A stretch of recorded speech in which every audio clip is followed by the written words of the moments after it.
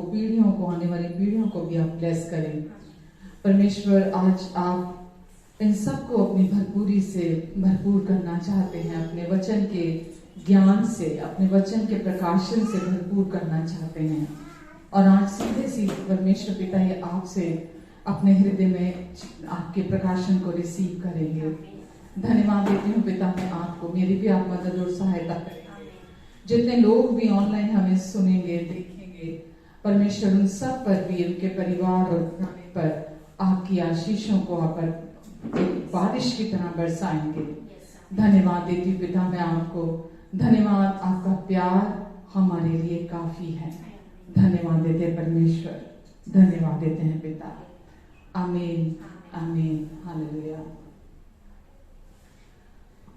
हे प्रभु पिता, तेरी बाहों में जो भी आया है, हे प्रभु पिता, तेरी बाहों में जो भी आया है, जिंदगी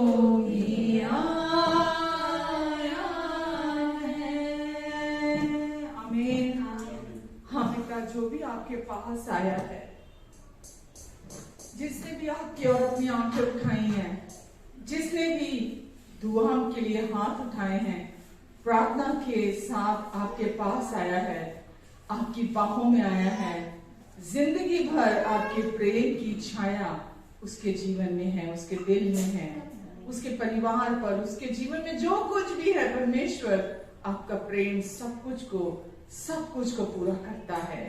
आमीन, हालेलुया।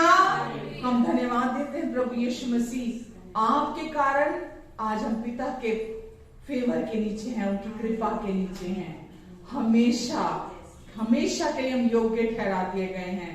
पिता, हम आपको धन्यवाद देते हैं परमेश्वर, हमेशा साथ रहने के लिए, हमेशा हमारी मदद और सहायता करने के लिए धन्यवाद देते हैं यीशु।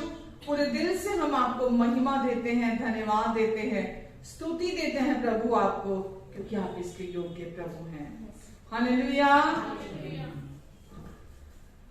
आराधना करूं तेरी, आराधना मैं सदा, आराधना करूं तेरी, आराधना मैं सदा, आराधना करूं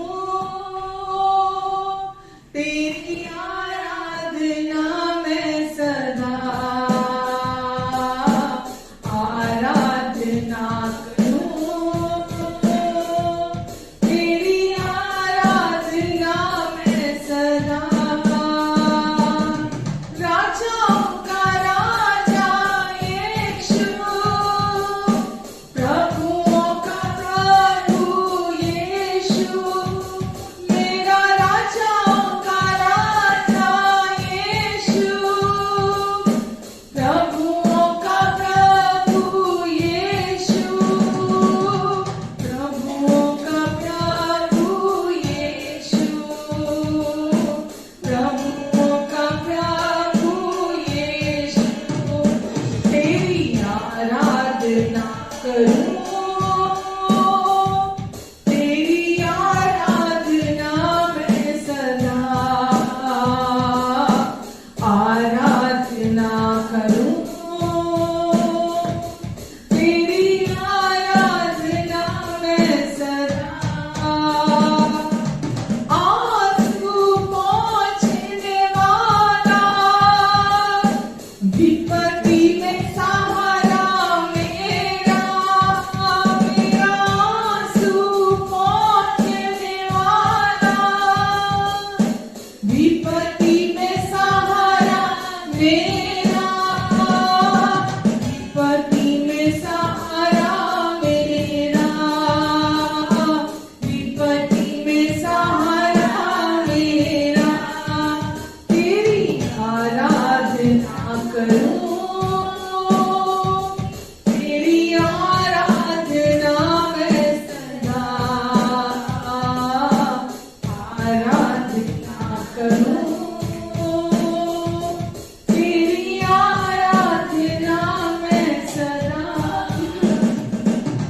जल्दी आने वाला राजाओं का राजा, मेरा जल्दी आने वाला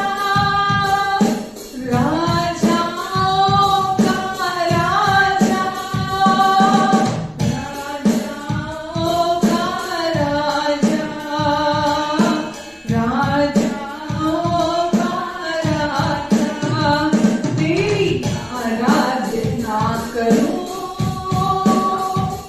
तेरी, आराधना मैं सदा, आराधना करूं मैं तेरी, आराधना मैं सदा, तेरी आराधना मैं सदा, तेरी आराधना मैं सदा। आमीन। हाँ प्रभु, अपने जीवन से, अपने मन से, अपनी सोचों से, अपने प्रार्थना से, प्रभु अपनी सांसों से, हर बात से मैं आपकी आराधना करूं प्रभु, क्योंकि यीशु आप जैसे कोई नहीं हो सकता। प्रभु आपके प्यार जैसा किसी का प्यार नहीं हो सकता। हमेशा हमारी प्रार्थनाओं को सुनने के लिए, हमेशा हमारी प्रार्थनाओं का उत्तर देने वाले यीशु हैं आप प्रभु। हम आपको धन्यवाद देते हैं। कोई भी संघर्ष हो, कोई भी समस्या हो, कैसी भी चुनौती क्यों ना हो प्रभु, आप हमेशा हमारे लिए निकास निकालते हैं उसमें। प्रभु यीशु हम आपको धन्यवाद देते हैं, धन्यवाद देते हैं प्रभु। आपके महान प्यार के लिए हम आपकी स्तुति करते हैं। आमेन, हालेलुया। प्रार्थना के पंखों पे उड़ते हुए प्रभु यीशु के पास चले आओ, चले आओ, चले आओ, चले आओ, चले आओ। प्रार्थना के पंखों पे उड़ते हुए प्रभु यीशु के पास चले आओ, चले आओ, चले आओ, चले आओ, चले आओ। हर उलझन में मार्ग दिखाता, संकट में रक्षा करता। हर उलझन में मार्ग दिखाता, संकट में रक्षा करता। अनुग्रह जल प्रेम सुधा बरसाता। प्रार्थना के पंखों पे उड़ते हुए प्रभु यीशु के पास चले आओ, चले आओ, चले आओ,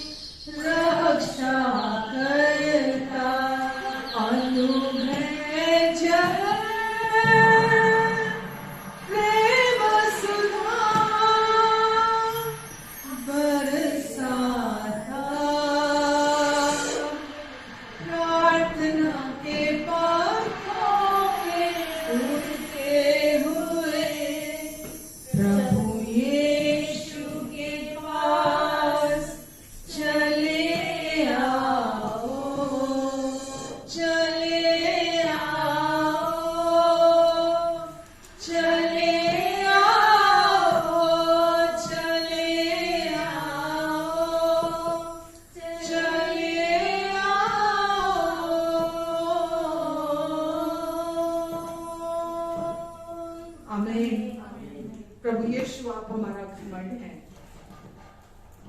आप हमारी धार्मिकता, आप हमारी पवित्रता, आप हमारी बुद्धि, आप हमारा छुटकारा है। इसलिए हम आप पर घमंड करते हैं यीशु। हम किसी भी चीज पर नहीं, अपने ज्ञान, अपनी योग्यता, अपनी सोचों पर, अपनी ताकत पर या बाहरी किसी भी ताकत पर, बाहरी किसी भी चीज पर हम घमंड नहीं करते प्रभु। हम सिर्फ आप पर घमंड करते हैं यीशु, क्योंकि जो आपने हमें दिया वो इंसानी सोच के परे की बात है। और हम आपको धन्यवाद देते हैं प्रभु, धन्यवाद देते हैं यीशु हर पल हमारे साथ रहने के लिए, हमें समझने के लिए, हमें प्रोवाइड कराने के लिए, हमें सुरक्षा प्रदान करने के लिए, हमारी सहायता करने के लिए, हमें हमारे आने वाले कल के लिए भी शांति और विश्राम देने के लिए यीशु हम आपको धन्यवाद देते हैं। हमारा आज भी आपके हाथ में है, हमारा कल भी आपके हाथ में है। हमारा आज बहुत सुंदर और आशीषित है, हमारा आने वाला कल भी हम जानते हैं यीशु आपके कारण बहुत खूबसूरत और आशीषित है। धन्यवाद यीशु, धन्यवाद देते प्रभु, धन्यवाद। जितने लोग यहाँ हैं नामों नाम आप सबको ब्लेस करें, जितने लोग मुझे सुन रहे हैं उन सबको भी आप आशीष दे परमेश्वर। और पिता सबके हृदयों में आज आप अपने वचन के बीज को बोएंगे, मेरी जुबान को, मेरी सोचों को, मेरे जीवन को आप अपना मार्ग बनाकर इस्तेमाल करेंगे परमेश्वर, और लोगों के जीवन आपके अनुग्रह से पवित्र आत्मा के द्वारा रूपांतरित होंगे यीशु के नाम से। आमीन, आमीन, आमीन। मैं विश्वास करता हूं बिना वचन को सुने, ये मैं नहीं, बाइबल कह रही है, वचन को सुनने से विश्वास होता है। हेड नॉलेज की बात नहीं कर रही मैं यहाँ पे, दिमागी ज्ञान की बात नहीं कर रही मैं यहाँ पे, ठीक है। यहाँ पर हम बात कर रहे हैं वचन की, कि दुनिया में दिमागी ज्ञान बहुत है, लेकिन आपके जीवन के लिए दिमागी ज्ञान की आवश्यकता नहीं है। दिमागी ज्ञान आपको वो नहीं दे सकता जो आपके आत्मिक पिता आपको देना चाहते हैं। दिमागी ज्ञान आपको वो चीजें नहीं दे सकता जो यीशु ने आपके लिए पहले ही प्रोवाइड करा दी हैं। समझ पा रहे हैं आप? तो हमें दिमागी ज्ञान नहीं चाहिए, हमें आत्मिक ज्ञान चाहिए, हमें परमेश्वर की बातें चाहिए। तो उसके लिए विश्वास, वचन कहता है विश्वास, बाइबल में लिखा है बिना विश्वास, इब्रानियों 11:6 में लिखा है, बिना विश्वास परमेश्वर को प्रसन्न करना अनहोना है। जितने उसको खोजते हैं वो उसका प्रतिफल प्राप्त करते हैं। तो बिना विश्वास आप परमेश्वर को प्रसन्न नहीं कर सकते, ठीक है। पर वो विश्वास कैसे आता है? सुनने से आता है। वो विश्वास कैसे आता है? सुनने से आता है। और सुनते क्या, कैसे सुनना? परमेश्वर के वचन को अपने लिए सुनना। तो जब हम विश्वास कुछ ऐसा नहीं है कि मैं ढूंढूं क्या मैं विश्वास कर रहा हूं, क्या मैं विश्वास नहीं कर रहा हूं, क्या मेरे अंदर विश्वास है या मेरे अंदर विश्वास नहीं है, क्या मेरे अंदर इस प्रॉब्लम के लिए विश्वास है, क्या इस चमत्कार के लिए विश्वास है या इस आशीष के लिए विश्वास है, क्या मैं विश्वास कर रहा हूं, क्या मेरे अंदर विश्वास? ये नहीं है, ये विश्वास करना नहीं है। विश्वास क्या है? मसीह के वचन को सुनने से आपके अंदर विश्वास काम करता है, जो ऑलरेडी आपके अंदर है। तो आप ये नहीं, कोई तकलीफ आ गई, कोई चुनौती आ गई, कोई समस्या आ गई, कोई संघर्ष आ गया, कोई भी परीक्षा में आप पड़ गए, तो आप अपने आप को देखते रहे, क्या मैं विश्वास करता हूं, क्या मैं विश्वास नहीं करता, क्या मेरे अंदर विश्वास है, क्या मेरे अंदर विश्वास नहीं है। विश्वास आपके विषय में नहीं है। यीशु हमारे विश्वास के कर्ता, इब्रानियों 12:1 में लिखा है, यीशु हमारे विश्वास के कर्ता और हमारे विश्वास के सिद्ध करने वाले यीशु हैं। आमेन, हालेलुया। तो हम चर्च आते हैं ताकि हमारे अंदर परमेश्वर का वचन जाए, हम उनके प्रेम को सुने, उनके अनुग्रह को सुने, जो उन्होंने मसीह के द्वारा हमें दे दिया है, यीशु के द्वारा हमें भरपूर कर दिया है। हम परमेश्वर के वचन को अपने लिए सुने, अपने लिए सीखें और हमारे अंदर विश्वास एक्टिवेट हो। रोमियो 10 के 10 में ये लिखा है, 10 के 11 में लिखा है। एक सेकेंड, रोमियो 10 के 11 में,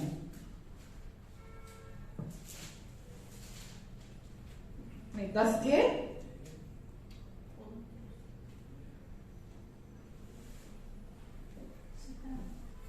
17 में तो लिखा है, 14 में, और प्रचारक बिना कैसे सुने। आखिरी लाइन में लिखा है, और प्रचारक के बिना कैसे सुने। विश्वास सुनने से आता है, सुनने से आता है, और प्रचारक के बिना कैसे सुने। तो चर्च आकर आप विश्वास सुनते हैं। क्या सुनते हैं? विश्वास सुनते हैं।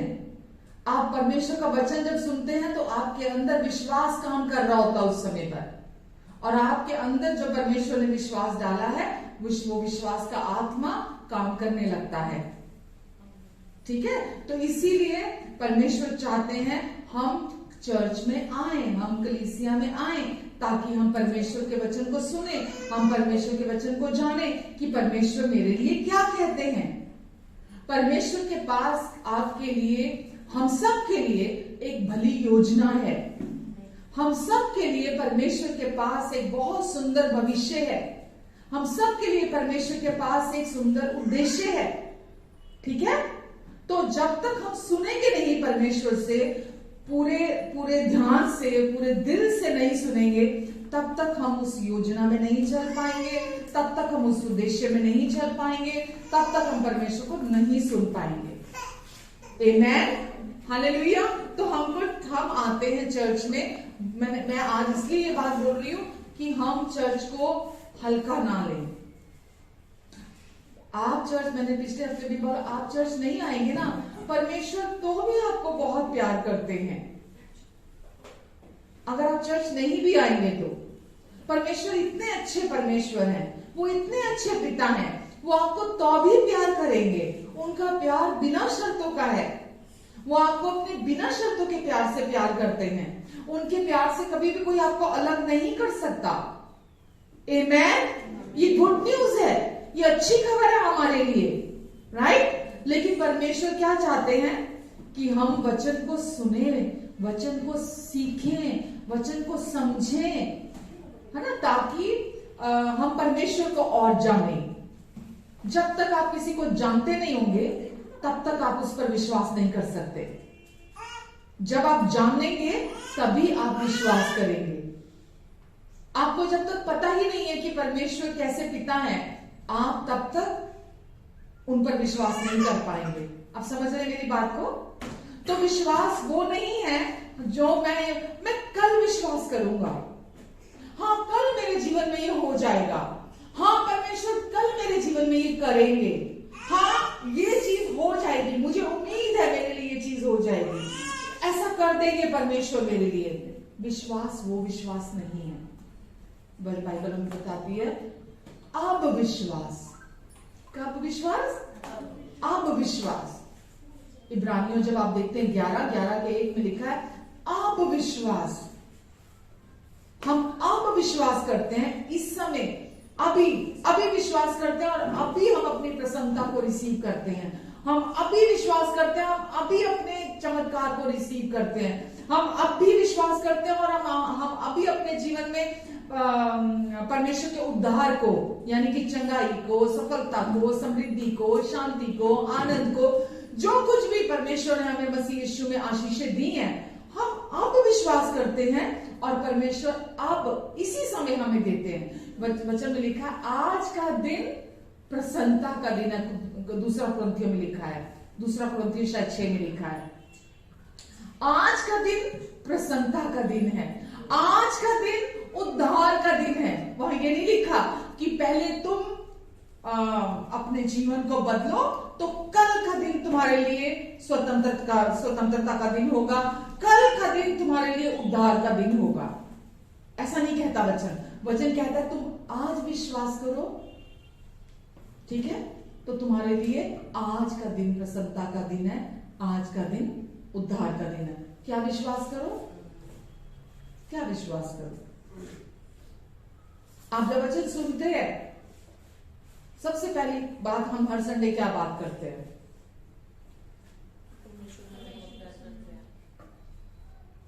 और मालूम है सबसे मुश्किल क्या है? सबसे मुश्किल किसी भी व्यक्ति के लिए जो स्ट्रगल आता है, सबसे मुश्किल चीज जो विश्वास करने की है वो ये कि परमेश्वर मुझे बिना शर्तों के प्यार से प्यार करते हैं। क्योंकि दुनिया में ऐसा प्यार कभी अनुभव नहीं किया, दुनिया में कभी ऐसा प्यार देखा नहीं है। इसीलिए जब हम बोलते हैं परमेश्वर बिना शर्तों के प्यार से प्यार करते हैं, तो बहुत मुश्किल हो जाता है विश्वास करना। लेकिन परमेश्वर कहते हैं हम विश्वास करें, अब विश्वास करें और अब अपने जीवन में चंगाई को रिसीव करें। हम अब विश्वास करें और हम अब अपने जीवन में चमत्कार। देखो फर्क है दोनों बातों में। एक होता है आप अभी मेरे से सुन रहे हैं और आपको हेड नॉलेज मिल गई, दिमागी तौर से आपने मेरे से ये सुन लिया कि हाँ परमेश्वर मुझे बिना शर्तों के प्यार से प्यार करते हैं। और दूसरा है आपके दिल में विश्वास होना। आप अपने दिल से विश्वास करें कि परमेश्वर कितने भले पिता हैं और वो आपको कितना प्यार करते हैं। कॉन्फिडेंट होना, हर समय निश्चयी होना, हर समय उस सच्चाई में अडिग रहना कि कोई भी कुछ भी मुझे परमेश्वर के प्यार से अलग नहीं कर सकता, वो विश्वास होना। आप समझ पा रहे हैं मैं क्या कह रही हूं? यहां की बात नहीं कर रही, मैं दिमाग की बात नहीं कर रही, मैं दिल की बात कर रही हूं।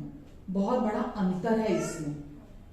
हम सब दिमाग से तो बहुत सारी चीजें सीख जाते हैं, ज्ञान भर लेते हैं, लेकिन दिल में हमें विश्वास करने में स्ट्रगल आता है।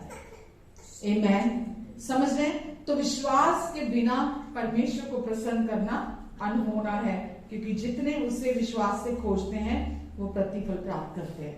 हालेलुया। तो यीशु आपसे बहुत प्यार करते हैं, जैसा कि मैंने पिछले हफ्ते भी बात कर रही थी। और उन्होंने क्रूस पर अपने बहाए हुए लहू के द्वारा आपके लिए हर लड़ाई जीत ली है। जिन चीजों से ये संसार के लोग संघर्ष कर रहे हैं, दुनिया के लोग लड़ाई लड़ रहे हैं अभी भी, यहां तक कि रोटी के लिए, कपड़ों के लिए, रहने के लिए, अपनी जरूरतों के लिए दुनिया के लोग संघर्ष कर रहे हैं। पर प्रभु यीशु मसीह ने आपके लिए हर लड़ाई, हर युद्ध पहले ही जीत लिया है। दुनिया के लोगों के पास और कोई दूसरा रास्ता नहीं है। यानी कि जैसे आज आप और मैं, हम हर परिस्थिति में परमेश्वर की तरफ देख सकते हैं।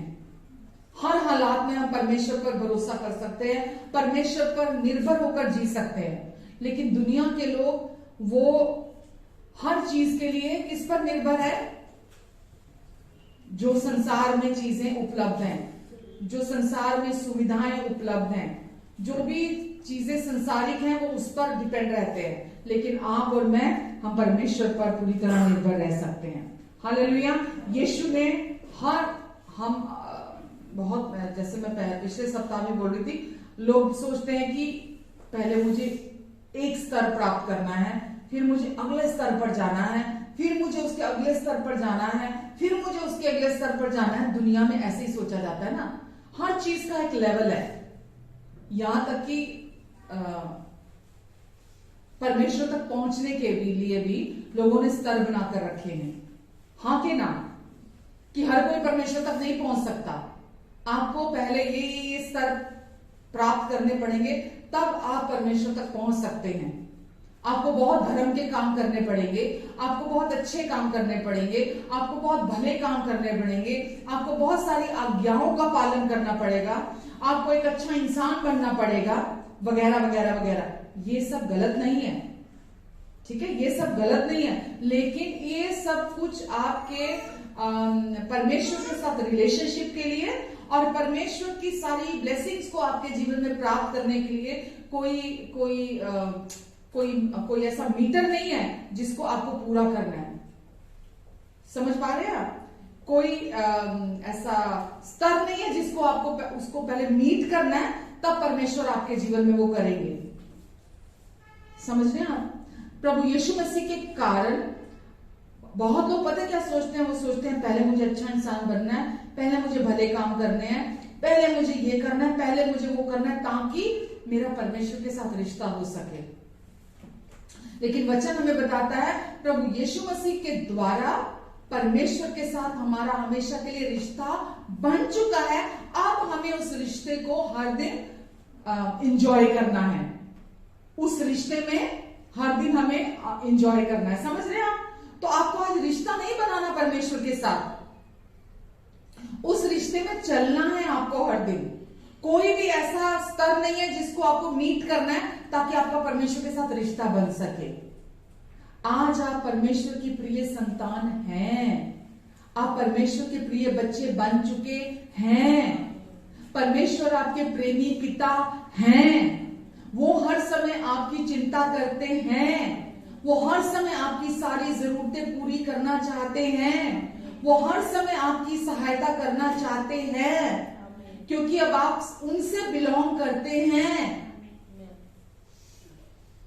क्योंकि अब आप उनकी संतान हैं, अब आप उनकी चिंता हैं।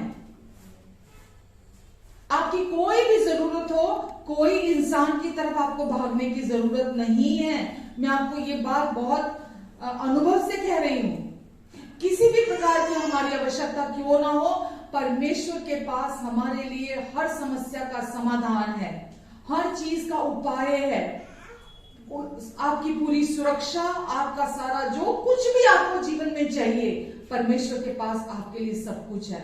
बिना मनुष्य की सहायता के परमेश्वर आपके जीवन में सब कुछ करने की सामर्थ्य रखते हैं। और परमेश्वर क्या चाहते हैं? हम पूरी तरह उन पर निर्भरता का जीवन जिए, पूरी तरह उन पर डिपेंड होकर जिए, इस एहसास के साथ, इस सच्चाई के साथ कि अब मैं वो पुराना इंसान नहीं हूं, अब मैं परमेश्वर से बिलोंग करती हूं। मैं अपनी चिंता क्यों करूं? अगर आपको आपके अपनों की चिंता आती है, सपोज अपने पेरेंट्स की चिंता आती है, अपने बच्चों की चिंता आती है, अपने पार्टनर की चिंता आती है, या किसी और प्रकार की किसी दोस्त की चिंता आती है, आप चिंता करके कुछ बदल नहीं सकते। कोई बदल सकता है तो हाथ खड़ा करिए। आप किसी के बारे में भी चिंता करके क्या कुछ बदल सकते हैं? कोई नहीं बदल सकता। बहुत सारी चीजें दुनिया में ऐसी हैं जो स्पिरिचुअल प्रॉब्लम्स होती हैं, आत्मिक प्रॉब्लम्स होती हैं, और उनका हल आत्मिक रीति से ही निकल सकता है। छोटी मोटी चीजों का हल हमें लगता है ये तो मुझे इतनी तो अकल है, मैं ये कर लूंगा, मेरे पास इतनी तो ताकत है, मैं ये कर लूंगा, या मेरे इतने तो रिसोर्सेज हैं कि मैं ये काम कर लूंगा, कुछ तो मैं कर लूंगा, मैं मैनेज कर लूंगा। लेकिन हमेशा ऐसा नहीं होता। बहुत बार लाइफ में प्रॉब्लम्स ऐसी होती हैं जो स्पिरिचुअल होती हैं, आत्मिक होती हैं, आत्मिक बुरी शक्तियां उसके पीछे भी होती हैं, काम कर रही होती हैं। आपको परमेश्वर की उस समय परमेश्वर ही उसमें से निकाल सकते हैं, और ऐसा हम दुनिया में रोज देखते हैं।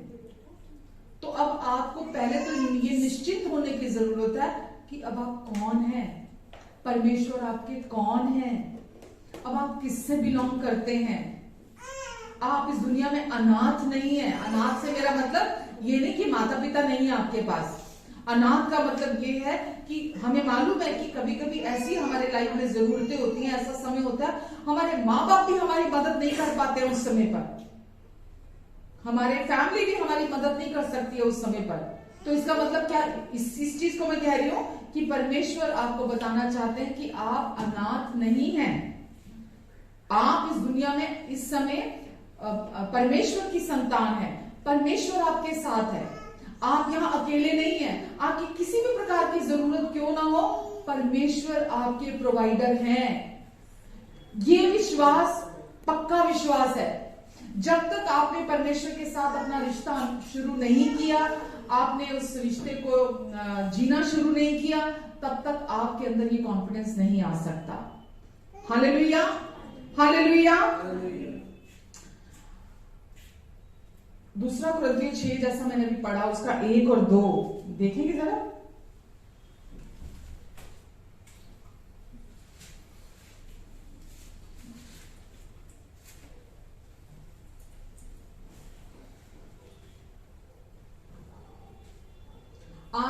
इससे पहले मैं एक बात बोलूंगी, आज हमारी लड़ाई सिर्फ एक ही चीज के लिए है, विश्वासी होने के नाते।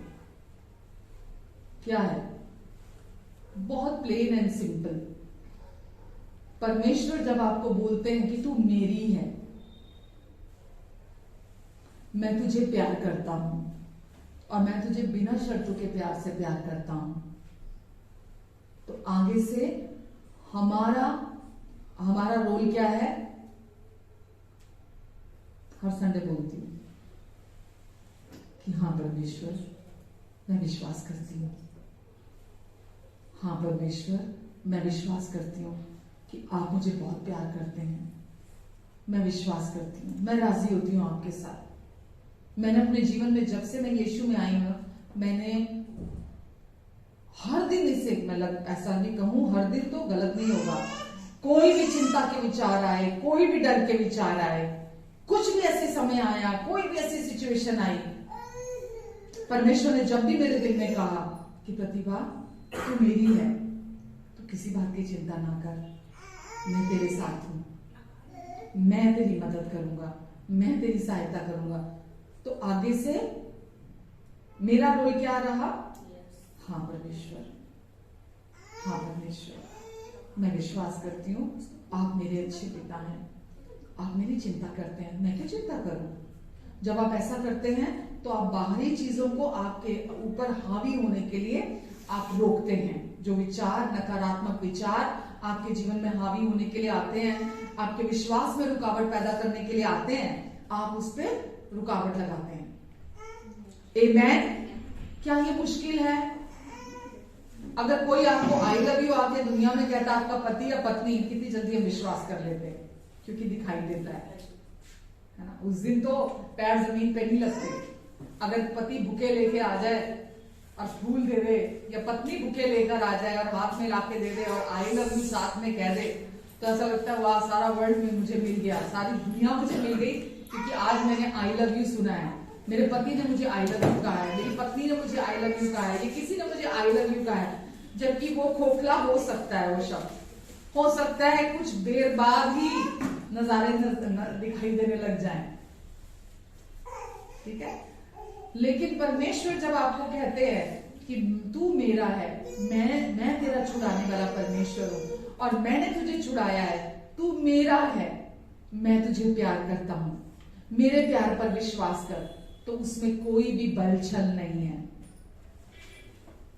उसमें कोई भी झूठ नहीं है। वो प्यार सच्चा प्यार है। और हमें दिन प्रतिदिन धीरे धीरे इसी सच्चाई में इस्टेब्लिश होने की जरूरत है, इसी सच्चाई में जड़ पकड़ने की जरूरत है। आप समझ रहे हैं? ये सबसे पावरफुल ट्रूथ है, सबसे सामर्थी सच यही है कि परमेश्वर के प्यार को अपने लिए रिसीव करना।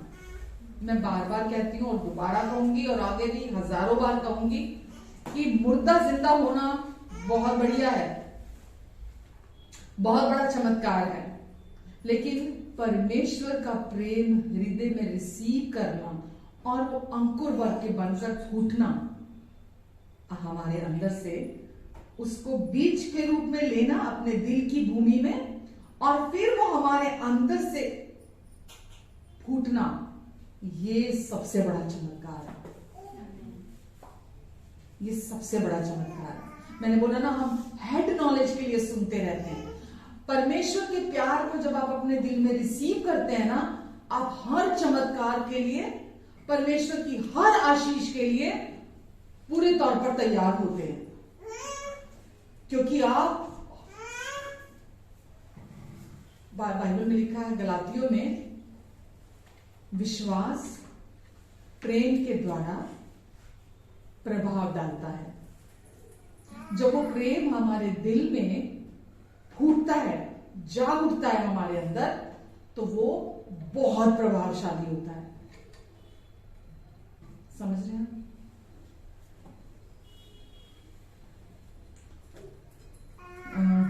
दूसरा कुरिन्थियों 5:21 मेरी पसंदीदा आयत है। मैं रोज बोलती हूँ ये आयत, चर्च में भी हर संडे बताती हूँ।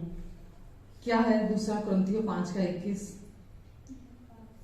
परमेश्वर क्योंकि हमें बहुत प्यार करते हैं, राइट, इस वजह से आज उन्होंने हमें अपनी पहचान में अपने साथ एक किया। यानी कि जितने भी स्तर थे जो हमें पार करने थे परमेश्वर के साथ रिश्ता बनाने के लिए, वो प्रभु यीशु मसीह ने एक ही बार में सारे स्तर प्राप्त कर लिए। हालेलुया। तो दूसरा कुरिन्थियों 5:21 क्या कहता है? जो पाप से अज्ञात था, जो पाप से अज्ञात था, उसे ही परमेश्वर ने हमारे लिए पाप ठहराया, ताकि,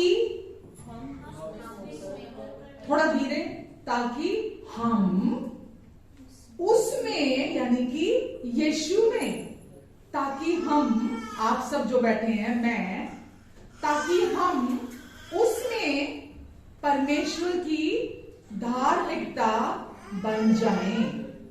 आमीन। क्यों किया परमेश्वर ने ये काम हमारे लिए? क्योंकि वो हमें बहुत प्यार करते हैं। इसीलिए उन्होंने, क्योंकि हम सब पापी मनुष्य थे, हम सब पाप में लिप्त थे, और परमेश्वर ने जब हमें पाप में लिप्त देखा, पूरी मानव जाति को परमेश्वर ने पाप में लिप्त देखा, तो एक नया धर्म नहीं भेजा, एक नया धर्म नहीं भेजा, एक नया गुरु नहीं भेजा, एक नया नाम नहीं भेजा कि चलो जपते रहो ये नाम।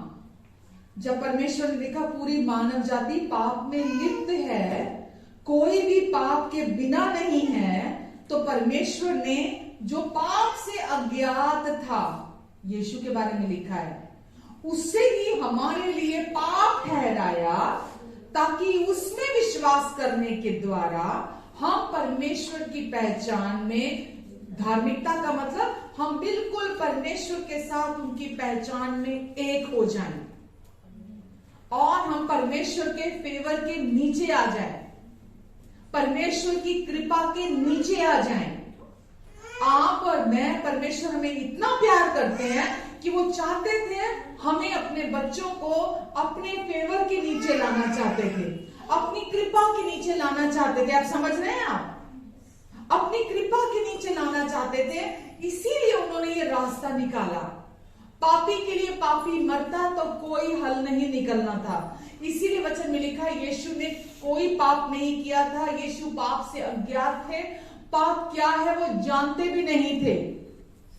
यीशु परमेश्वर का पवित्र मेमना थे, जो हम सब के, पूरे जगत के पापों के लिए बलिदान हुआ, जो पाप नहीं जानता था। तो लिखा है जो पाप से अज्ञात था। अज्ञात हिंदी शब्द समझ में आता सबको ना था, इसीलिए परमेश्वर ने यह रास्ता निकाला, जो पाप से अज्ञात था उसे ही हमारे लिए पाप ठहराया। यीशु पापी नहीं थे, वो हमारे लिए पाप ठहराए गए। पापी में और पाप में समझ में आता है? पाप मतलब नाम है ये, पापी मतलब एक्शन है, ये क्रिया है। ये पापी मतलब पाप करने वाला। पाप का मतलब पाप जो अपने आप में एक नाम है, जो इस पूरे जगत में बीमारी लगी हुई है, सबके खून में है जो पाप। तो परमेश्वर ने उस हमारे सबके पूरे मानव जाति के खून में जो बीमारी है, वो पाप की बीमारी, जो पहले आदम से सबके अंदर प्रवेश कर गई, वंशों के थ्रू वो आगे आगे आगे हम सबके खून में आ गई। परमेश्वर ने हमें उस पाप की बीमारी से, जो बाहरी धर्म के कामों के द्वारा, जो बाहरी भले कामों के द्वारा, जो हमारे अच्छा इंसान बनने के द्वारा कभी भी खत्म नहीं हो सकती थी, वो पाप की बीमारी, उससे कभी भी छुटकारा नहीं मिल सकता था। परमेश्वर ने उससे, उस जो मेन जड़ थी, जो मेन प्रॉब्लम थी, जो मेन समस्या थी, जो मेन बीमारी थी, उससे हमें निजात दिलाने के लिए, उससे हमें छुटकारा दिलाने के लिए क्या किया? जो पाप से अज्ञात था, यानी कि अपने पुत्र यीशु को इस दुनिया में भेजा। जो पाप से अज्ञात था, उसी को परमेश्वर ने हमारे लिए पाप ठहराया। पापी नहीं बने यीशु। पापी मतलब क्रिया, पाप मतलब नाम। समझ में आता है ना आपको? तो यीशु पापी नहीं बने, पाप बने आपके लिए और मेरे लिए। एक्शन नहीं है ये, नाम है ये। नाउन है ये, समझ में आता है आपको? पाप ठहराया कि हम कौन? हम सब, पूरा संसार, पूरा जगत, पूरी दुनिया, हम सब उसमें होकर परमेश्वर की धार्मिकता बन जाएं। आमीन। और यीशु में होकर परमेश्वर ने, इसके ऊपर की आयतें एक बार देख ले, इसके ऊपर की आयतें,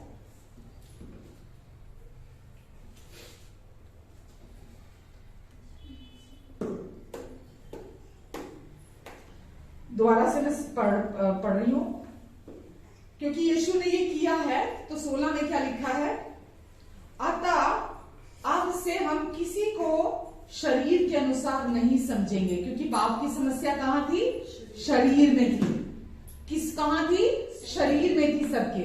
तो अब से हम किसी को भी शरीर के अनुसार नहीं समझेंगे। यद्यपि हमने मसीह को भी शरीर के अनुसार जाना था, तो भी अब से उसको ऐसा नहीं जानेंगे।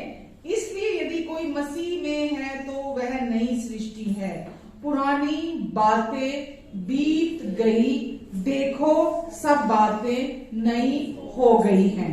आगे लिखा है, ये सब बातें परमेश्वर की ओर से हैं। जो पाप से अज्ञात था उसे ही परमेश्वर ने हमारे लिए पाप ठहराया, ताकि उसमें होकर हम परमेश्वर की धार्मिकता बन जाए। तो ये सब बातें किसकी ओर से हैं? परमेश्वर की ओर से हैं। ये सब बातें, सब काम किसने किए हमारे लिए? पूरे मानव जाति को पाप से छुड़ाने के लिए, पाप से निपटारा दिलाने के लिए। ये सब किसने किया? हमारे धर्म के कामों ने, हमारे अच्छे कामों ने, हमारे भले कामों ने, हमारे अच्छा इंसान, गुड ह्यूमन बीइंग बनने के द्वारा? बिल्कुल भी नहीं। ये सब काम परमेश्वर की ओर से है। बिना मनुष्य की मदद के, बिना मनुष्य के कंट्रीब्यूशन के परमेश्वर ने ये काम अपने आप किया। हालेलुया। आगे क्या लिखा है? ये सब बातें परमेश्वर की ओर से हैं, जिसने मसीह के द्वारा अपने साथ हमारा मेल मिलाप कर लिया। अब आप जो यहां बैठे हैं, या जो संसार के लोग बाहर घूम रहे हैं, जो अभी तक जो यीशु से नफरत करते हैं, जो यीशु को पसंद नहीं करते हैं, जो यीशु को मानने वालों से भी नफरत करते हैं, है ना ऐसे दुनिया में लोग? जो लोग यीशु मसीह को विश्वास करते हैं, बिना कारण लोग उनसे नफरत करते हैं। जो लोग यीशु को प्यार करते हैं, लोग उनसे नफरत करते हैं। ऐसा ही होता है ना। आप एक बार किसी को बोल दो कि आप कौन हो, आप मसीही हो, तो दूसरे व्यक्ति के तेवर बदल जाते हैं। उस व्यक्ति के साथ भी परमेश्वर ने अपना मेल मिलाप कर लिया है। वो व्यक्ति जो आपको सता रहा है, वो व्यक्ति जो आपको गाली दे रहा है, वो व्यक्ति जो आपको प्यार नहीं करता, वो व्यक्ति जो आपको पसंद नहीं करता, उसके साथ भी परमेश्वर ने मेल मिलाप कर लिया है। ठीक है, पर इसका मतलब ये नहीं है कि उसका उद्धार हो गया है। वो विश्वास करेगा तो उसका भी उद्धार होगा।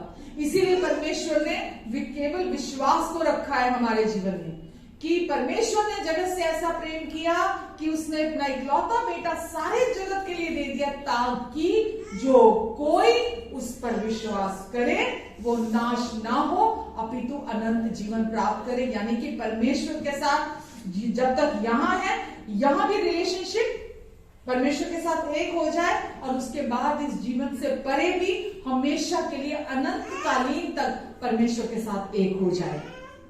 तो ये विश्वास के द्वारा है।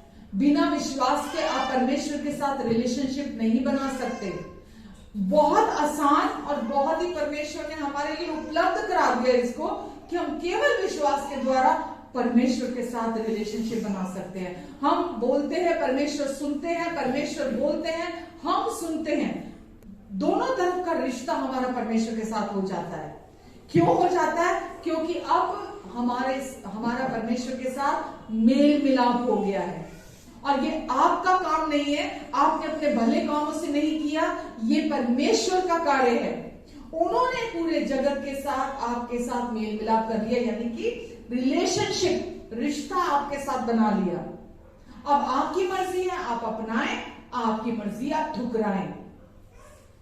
परमेश्वर ने यीशु को भेजा ताकि सारे जगत के साथ लिखा है जिसने मसीह के द्वारा, क्या लिखा है आपके सामने है, सब बातें परमेश्वर की ओर से हैं, जिसने यानी कि परमेश्वर ने ही मसीह के द्वारा अपने साथ हमारा मेल मिलाप कर लिया। कर लिया जो है पास्ट टेंस है, प्रेजेंट टेंस है या फ्यूचर टेंस है। अतीत में ये काम हुआ या वर्तमान में या भविष्य में होगा। अभी कर लिया का क्या मतलब है? बाकी रह गया थोड़ा सा, थोड़ा सा, निन्ना सा, बहुत मामूली सा रह गया नहीं। क्या लिखा है? परमेश्वर ने मसीह के द्वारा अपने साथ हमारा मेल मिलाप कर लिया और मेल मिलाप की सेवा हमें सौंप दी। अब वो सेवा हमें सौंप दी कि मसीह यीशु के द्वारा हम, ये परमेश्वर की ओर से है। अगर मैं आज यहां खड़ी हूं, किसकी ओर से? परमेश्वर की ओर से। और बहुत लोग बोलते, अगर किसी को बोला जाए ना कि आपको प्रचार करना चाहिए, आपको जाके लोगों को परमेश्वर का वचन, नहीं नहीं नहीं नहीं, पास्टर का काम है ये, नहीं नहीं ये मेरा काम नहीं है, मैं क्यों बताऊंगा, मुझे नहीं बताना, मैं कोई पास्टर थोड़ा हूं, ये मेरी सेवा नहीं, ये मेरा काम नहीं है। बट अभी आपको सच्चाई बताने, ये जो बताया मैंने इसको दोबारा पढ़ते हैं। सच्चाई क्या है? हम सबके लिए ये सेवा है। काम सबके अलग अलग हो सकते हैं, जो पोजीशन है, डेजिग्नेशन जिसको बोलते हैं, वो सबकी अलग अलग हो सकती है, लेकिन मसीह के द्वारा आपका मेल मिलाप हुआ है, हुआ, हम सबके साथ मेल मिलाप कर दिया। और मेल मिलाप की सेवा किसको सौंप दी? हमारा मेल मिलाप हुआ और हमें ही मेल मिलाप की सेवा सौंप दी। तो ये किसकी मेल मिलाप कराने की सेवा किसके पास है? आपके पास है मेल मिलाप की सेवा। क्या मतलब हुआ इसका, मेल मिलाप की सेवा का मतलब?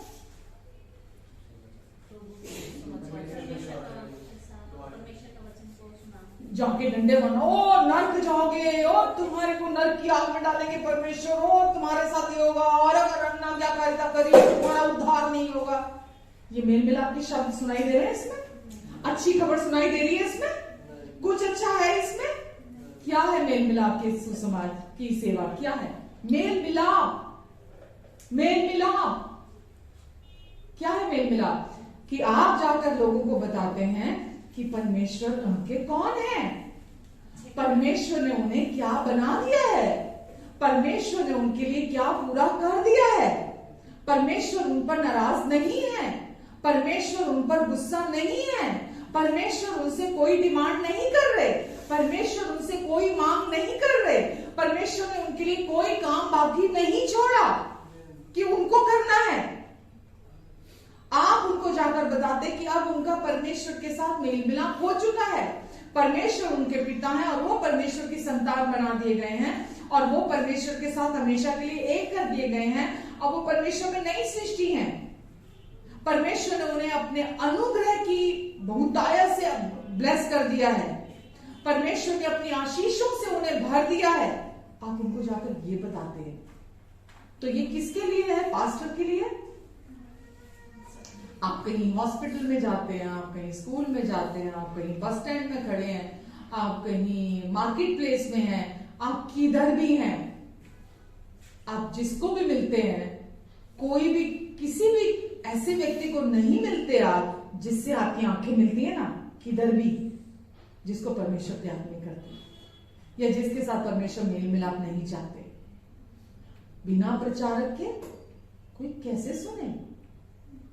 जब तक कोई प्रचार नहीं करेगा, जब तक कोई जाके बताएगा नहीं, तब तक कोई कैसे सुनेगा? विश्वास का आत्मा कैसे उसके अंदर काम करेगा? आप जाकर बताएंगे तभी तो सामने वाला आपको सुनेगा। लोग सोचते हैं एक ही सेवकाई है और वो है पास्टर की। पुलपिट चर्च होनी चाहिए, पुलपिट होना चाहिए, माइक हाथ में होना चाहिए, ये सेवकाई है, ये मिनिस्ट्री है, क्योंकि इससे सब बड़े प्रभावित होते हैं। ये तो उसका 1% हिस्सा भी नहीं है मिनिस्ट्री का, सेवकाई का। अगर मैं गिनूं तो ये 1% भी हिस्सा नहीं है। 99% तो चर्च के बाहर है। यहां जो खड़ा होता है, आप सोच भी नहीं सकते कितना जिम्मेवारी उसके ऊपर होती है।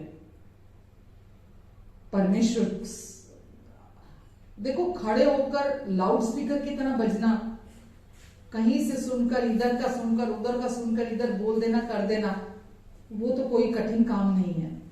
लेकिन परमेश्वर के साथ रिलेशनशिप होना, परमेश्वर के साथ चलना, परमेश्वर पर डिपेंड होकर चलना, परमेश्वर को अपना जीवन सौंप कर फिर आगे बढ़ना, परमेश्वर से सीखना, अनुभव करना, प्रचार जीवन से होता है। ठीक है, ये कोई कमाई का साधन नहीं है। आप सबको अच्छे से पता है, आप सब अच्छे से जानते हैं। मेरे साथ आप लोग पिछले 2008 से हैं, ठीक है, कोई 8 से है, कोई 9 से है, कोई 10 से है। तो ये कोई कमाई का साधन नहीं है, ये परमेश्वर के साथ रिलेशनशिप है। आमेन, हालेलुया। और एक तरफ हमारा विश्वास है, दूसरी तरफ क्या है?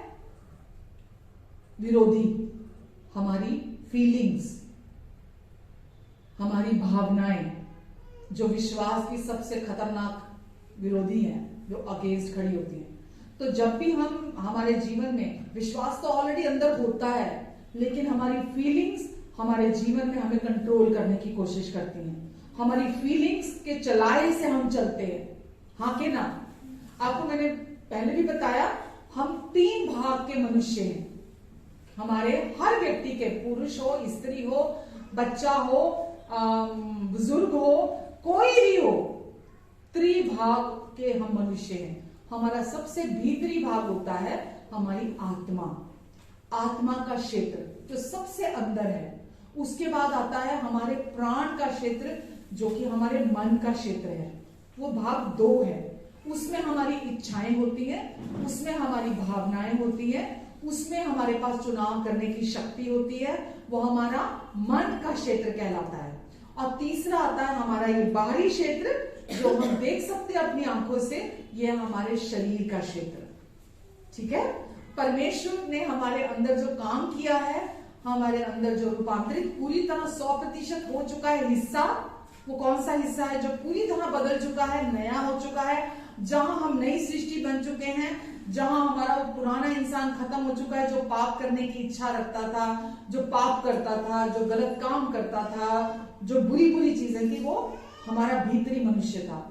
अब वो पूरी तरह से खत्म हो चुका। वो कौन सा अभी वहां जहां नया काम हुआ है, वो कहां है? आत्मा का क्षेत्र है। सबसे भीतरी हमारा कोर जो है, वो आत्मा का क्षेत्र है। वहां आप हूबहू परमेश्वर के जैसे बना दिए गए हैं। आप हूबहू परमेश्वर के जैसे हैं। आप में कोई कमी नहीं है, कोई घटी नहीं है। आप पूरी रीति से चंगे कर दिए गए हैं, पूरी रीति से सफल बना दिए गए हैं, आप समृद्ध बना दिए गए हैं। परमेश्वर की सोचे, परमेश्वर के विचार, परमेश्वर की इच्छा अब आपके अंदर परमेश्वर ने डाल दी है। क्योंकि बाइबल में लिखा, अब हमारे अंदर मसीह का मन डाल दिया गया है।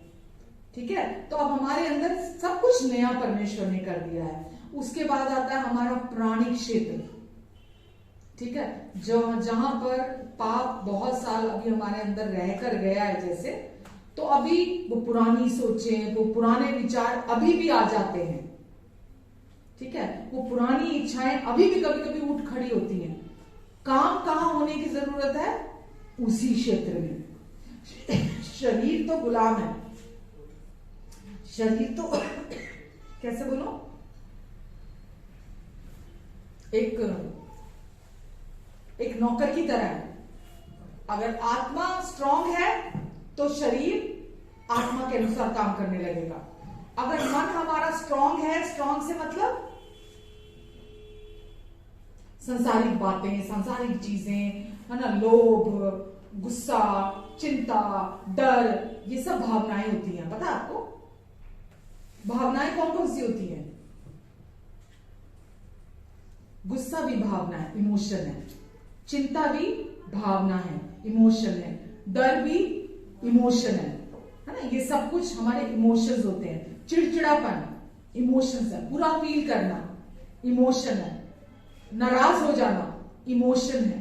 ये सारे इमोशंस होते हैं, ये सारे भाव हैं हमारे, ये भावनाएं हैं। और हम दुनिया में जब से हम आए हैं, पैदा हुए हैं, हमने यही तो किया है। आत्मिक क्षेत्र तो तब हमारा समझ लो एक किस्म से वहां जीवन नहीं था। समझ लो नहीं, सच्चाई यही है कि वहां जो हमारा सबसे अंदर का क्षेत्र है, जो सबसे पहला है आत्मिक क्षेत्र, वहां पर मृत्यु ने अपना स्थान बनाया हुआ था, पाप ने अपना स्थान बनाया हुआ था, वहां जीवन नहीं था। ठीक है, तो हम किसके चलाए से चलते थे? भावनाओं के चलाए से चलते थे, जो हमारा दूसरा क्षेत्र है, मन का क्षेत्र है। हम केवल अपनी भावनाओं के चलाए से चलते थे। अब बताओ भावनाओं में क्या क्या आता है? अभी तो बताया मैंने,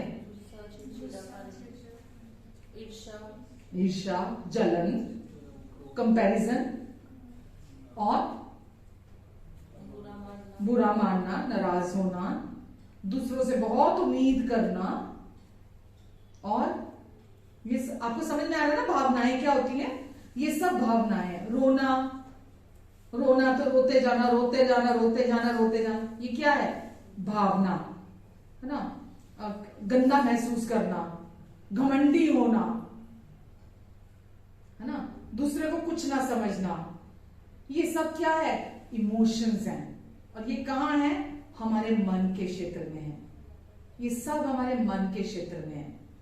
बाइबल में एक जगह लिखा है मत्ती 7 में कि लोग ऐसा दुनिया में समझते हैं कि मैं किसी की भावनाओं को ठेस नहीं पहुंचाना चाह रही, जो बाइबल में वचन लिखा है मैं वो बोल रही हूं, कि लोग सोचते हैं जो हम खाते हैं, वेज या नॉन वेज मान लो ना, लोग कहते हैं नहीं मैं तो शाकाहारी हूं, मैं मांसाहारी नहीं हूं। तो उनको लगता है कि अगर मैं मांसाहारी होऊंगा, अगर मैं वो खाना खाऊंगा, वो खाना मुझे अशुद्ध कर देगा। लेकिन बाइबल हमें बताती है कि व्यक्ति जो खाता है वो उसे अशुद्ध नहीं करता। अगर कोई व्यक्ति मांसाहारी है और अगर वो खाता है, मांस खाता है, तो लिखा है वो उसे अशुद्ध नहीं करता। अब मेरे साथ मत्ती 7 निकाल लो। बल्कि जो मनुष्य के भीतर से निकलता है, भीतर से कहां से? मन से निकलता है, वो उसे अशुद्ध करता है। जो मनुष्य के भीतर से लोग, पता है जो लोग शाकाहारी हैं वो देखते हैं अरे ये मांसाहारी है, ये तो बंदा ही खराब है, ये तो इंसान ही गलत है, ये तो इंसान ही बुरा है। क्यों? क्योंकि ये मांसाहारी। मैं शाकाहारी हूं, मैं बहुत अच्छा इंसान हूं, मैं बहुत शुद्ध व्यक्ति हूं। ये अशुद्ध है लेकिन मैं बहुत शुद्ध व्यक्ति हूं क्योंकि मैं शाकाहारी हूं। लोग ऐसे कैटेगराइज करते कि नहीं करते हैं? ठीक है, लेकिन वचन हमें क्या बता रहा है? कितने गए हो जी?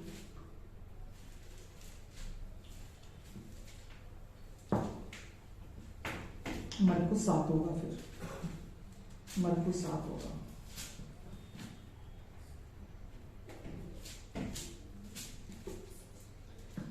बच गई ना। मरकुस 7 है। तब यीशु ने लोगों को अपने पास बुलाकर उनसे कहा, तुम सब मेरी सुनो और समझो। तुम सब मेरी सुनो और समझो। ऐसी कोई वस्तु नहीं जो मनुष्य में बाहर से समाकर उसे अशुद्ध करे। ऐसी कोई वस्तु नहीं है। सुनो और समझो, यीशु ने कहा। क्या होगा? मिला नहीं? मरकुस 7:14। ऐसी कोई वस्तु नहीं जो मनुष्य को बाहर से खाकर उसके अंदर जाए और उसको अशुद्ध कर दे, परंतु जो वस्तुएं मनुष्य के भीतर से निकलती हैं, वे ही उसे अशुद्ध करती हैं। आगे लिखा है, यदि किसी के सुनने के कान हो तो वो सुन ले। आगे लिखा है, चलो पूरे पढ़ दे। जब वे भीड़ के पास से घर में गए तो उनके चेलों ने इस दृष्टांत के विषय में यीशु से पूछा, और यीशु ने उनसे कहा, क्या तुम भी ऐसे ना समझो? क्या तुम नहीं समझते कि जो वस्तु बाहर से मनुष्य के भीतर जाती है वो उसे अशुद्ध नहीं कर सकती, मनुष्य को अशुद्ध नहीं कर सकती। आगे लिखा है, कहां गया? हाँ, क्योंकि वह उसके मन में प्रवेश नहीं करती, वो वस्तु उसके मन में प्रवेश नहीं करती, बल्कि आगे लिखा है, परंतु पेट में जाती है और संडास से निकल जाती है। वाव! आगे लिखा है, यह कहकर उसने सब भोजन वस्तुओं को शुद्ध ठहराया। तुम्हारी मर्जी है, खाओ या ना खाओ, लेकिन यीशु ने कहा सारी भोजन वस्तुएं शुद्ध हैं, कोई भी अशुद्ध नहीं है। आपको यहां एक बात और साफ कर देती हूँ। लोग बोलते हैं कि पशुओं में, पक्षियों में भी तो जान होती है, उनको भी तो दर्द होता है, हम उनको कैसे खा सकते हैं? उनमें भी तो जान होती है। अगर उनमें जान नहीं होगी तो आप उनको खाओगे कैसे? जैसा पेड़ पौधों में अगर जान नहीं हो, आप खाओगे? सड़ा गला, जब उसमें जीवन खत्म हो जाता है कोई खाएगा? जब उसमें जीवन होता है तभी आप उसको काट के खाते हैं। तो जिस भी वस्तु में जीवन होता है आप उसे काट कर तभी खाते हैं। आपको यहां ये बात मैं क्लियर करना चाहती हूं कि केवल इंसान के अंदर परमेश्वर का आत्मा वास करता है। पशु पक्षियों में, जल जंतुओं में, रेंगने वाले जानवरों में, पेड़ पौधों में, किसी में भी परमेश्वर का आत्मा वास नहीं करता। केवल उनमें जीवन रहता है और वो हमारे लिए है, हमारे सर्वाइवल के लिए है, ताकि हम अपना जीवन यापन कर सकें। आपको पता है किसी जगह में बहुत गर्मी होती है और किसी जगह में बहुत ठंड रहती है, ठीक है? तो सर्वाइवल फूड है। यहां आप शाक सब्जियां खाते हैं, आपके लिए यहां ये सर्वाइवल फूड है। कहीं माइनस टेम्परेचर है, जैसे सियाचिन में हमारे यहां पर भी माइनस टेम्परेचर है, -60 तक चला जाता है, अराउंड 60-70 जितना भी होता है वहां पे। तो वहां पर उनका सर्वाइवल फूड क्या है? शाक सब्जियां। उनका सर्वाइवल फूड क्या है? मांस मच्छी, जो भी वो अंडे, जो भी वो खाते होंगे, वो उनका सर्वाइव करने के लिए, यानी कि जिंदा रहने के लिए वो भोजन है उनके लिए, ताकि वो जिंदा रह सके। तो सबसे ऊंची सृष्टि, सबसे बड़ी सृष्टि कौन है? मनुष्य। कौन है सबसे ऊंची सृष्टि? परमेश्वर के बाद कौन आता है? क्या जानवर? क्या पेड़ पौधे? बिल्कुल भी नहीं। परमेश्वर के बाद आप और मैं आते हैं, क्योंकि आप और मैं परमेश्वर का घर हैं। हमारे अंदर परमेश्वर का आत्मा रहता है। आप समझ रहे हैं इस बात को? तो कोई भी चीज जो हम बाहर से खाते हैं, चाहे वो शाकाहारी है हम, चाहे वो मांसाहारी है, हम कुछ भी खाते हैं, वो हमारे मन में प्रवेश नहीं करता, वो हमारे पेट में जाता है और पेट से वो बाहर निकल जाता है। आज आप देखिए दवाइयां जो बनती हैं, बहुत सारी दवाइयां ऐसी हैं जो जानवरों की हड्डियों से बनती हैं, है ना, जानवरों के तेल से बनती हैं, है ना। किस लिए? ताकि मनुष्य सरवाइव कर सके, जिंदा रह सके। हमें वो कैप्सूल के अंदर तो जानवर को मार के उसका तेल निकाल के खाना कि अब क्या करे, गुजारा नहीं है।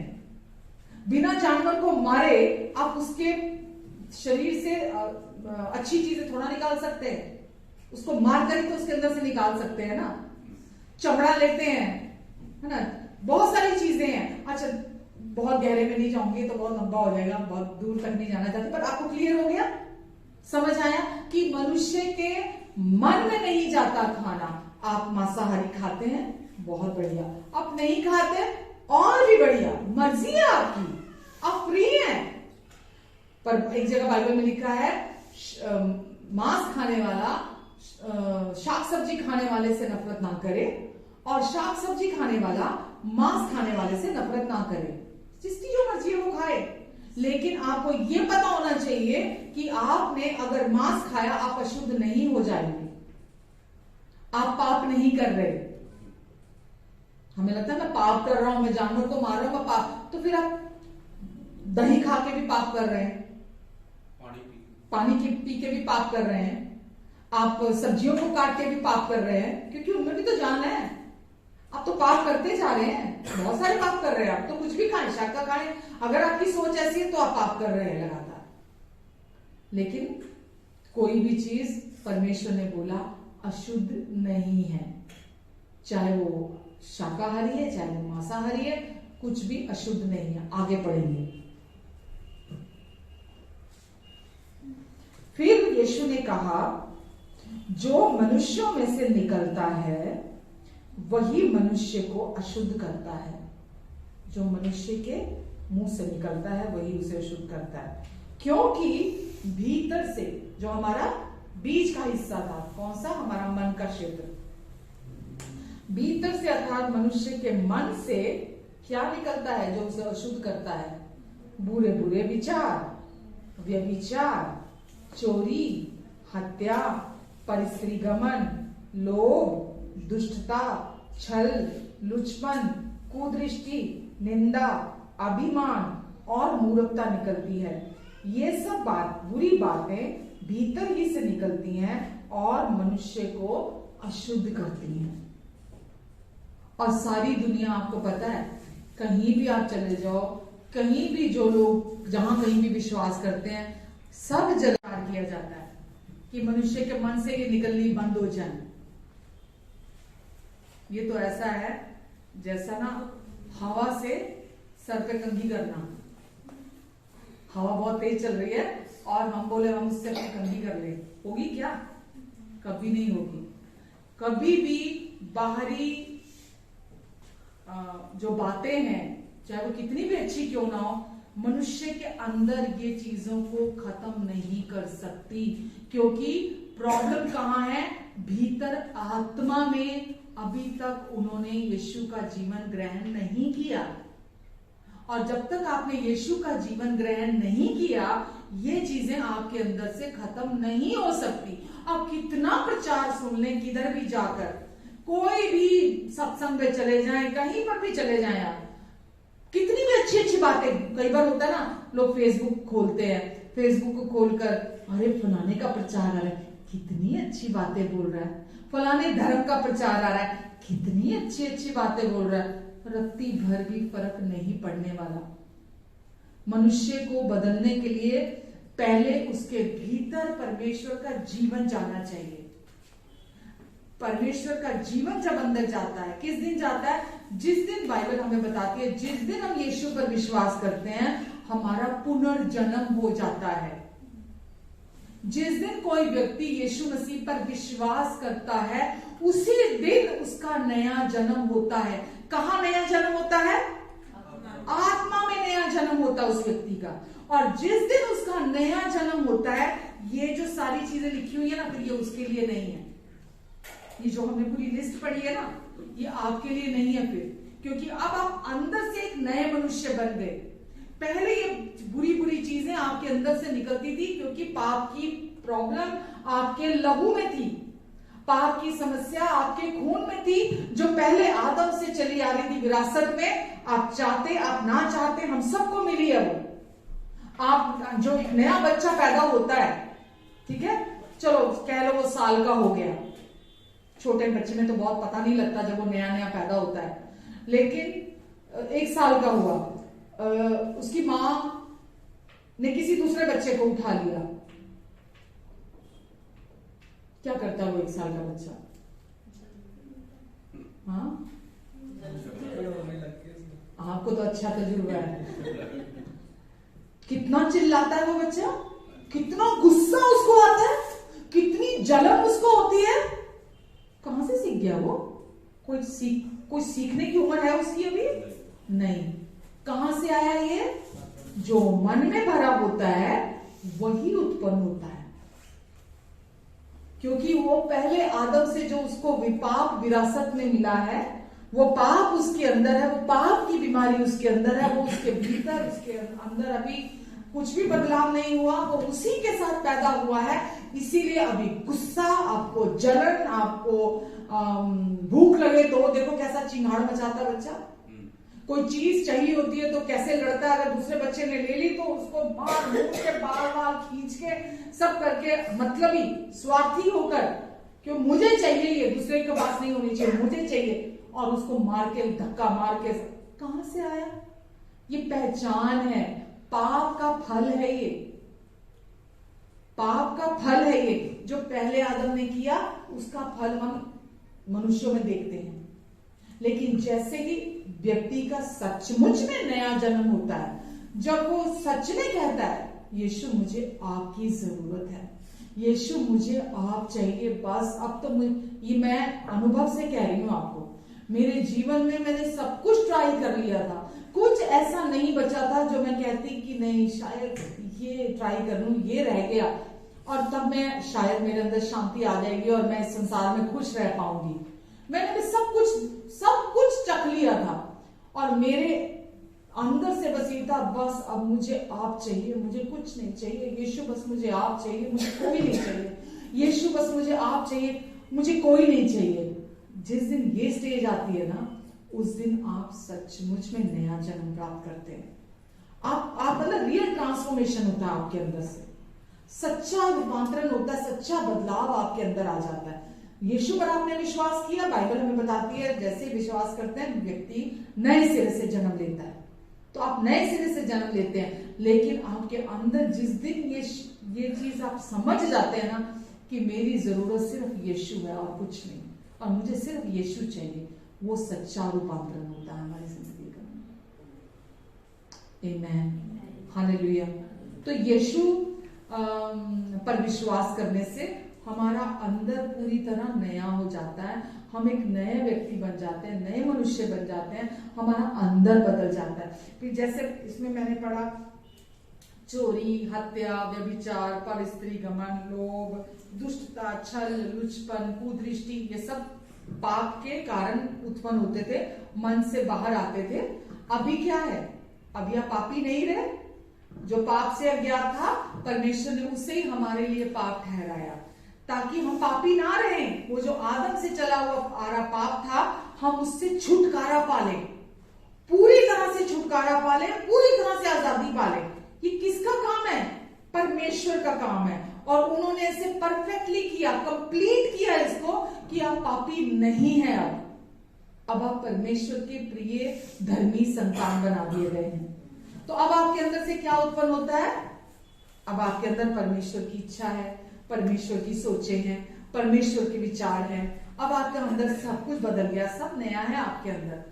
ये सबसे बड़ी सच्चाई है आपके जीवन की। जिस दिन आप जो विश्वास करते हैं ना, देखिए हमारी जो सोचने की और इमेजिनेशन की जो पावर है ना, बहुत पावरफुल है। आप जो सोचेंगे आप वो उत्पन्न करेंगे। अगर आप आज भी यही सोचेंगे कि मैं तो बुरा व्यक्ति हूं, मैं तो अभी भी बुरा हूं, मैं तो पापी हूं, तो आपका जीवन कभी नहीं बदलेगा। लेकिन जब आप परमेश्वर के वचन, उनके प्रोमिसेस को जो उन्होंने आपको दिए हैं, जब आप उसके अनुसार बोलना और विश्वास करना शुरू करेंगे, आपका जीवन पूरी तरह से बदल जाएगा। और जो जीवन परमेश्वर ने आपको अंदर से दे दिया है, जो अंदर बदल दिया है, वो उत्पन्न होने लगेगा। तो क्या क्या उत्पन्न होगा? अभी मैंने पुरानी लिस्ट बताई आपको, अभी नई लिस्ट क्या है जो हमारे अंदर से उत्पन्न होगा? सबसे पहले तो प्रेम, दूसरा शांति, आनंद, धीरज, कृपा, भलाई, विश्वास, नम्रता, आत्मसंयम, ये सब हमारे जीवन के फ्रूट होंगे। ये हमारे मन से उत्पन्न होंगे, क्योंकि हमें यीशु ने भीतर से शुद्ध कर दिया है, हम अंदर से पवित्र कर दिए गए। बाइबल हमें बताती है कि क्या तुम नहीं जानते कि अब तुम पवित्र आत्मा का मंदिर हो, क्योंकि परमेश्वर का आत्मा तुम्हारे अंदर वास करता है।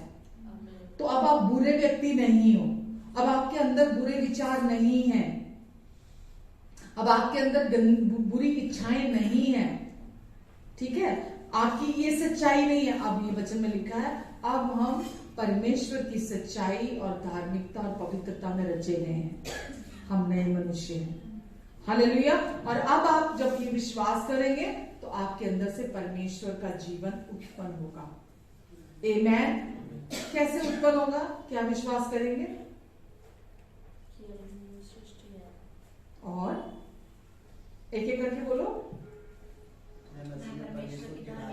आमेन, वेरी गुड। और वेरी गुड।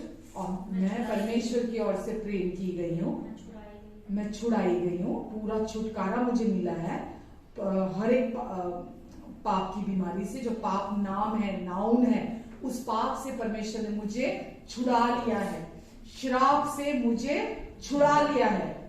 कोई श्राप के अधीन अब मैं नहीं हूं, मैं पूरी रीति से आशीषित बना दी गई हूं और परमेश्वर ने अपनी कृपा से ऐसा किया है। अब मैं परमेश्वर के अनुग्रह के नीचे हूं, अब मैं परमेश्वर के फेवर के नीचे हूं। मेरे साथ हमेशा परमेश्वर की भलाइयों को देखूंगी, मैं हमेशा परमेश्वर की अच्छाइयों को अपने जीवन में देखूंगी। परमेश्वर को आपका पार्ट नहीं चाहिए। लोग चर्च में सिखाते हैं परमेश्वर का एक पार्ट है और आपका भी एक पार्ट है। परमेश्वर ने तो ये कर दिया, लेकिन आपका भी एक पार्ट है। क्या पार्ट है आपका?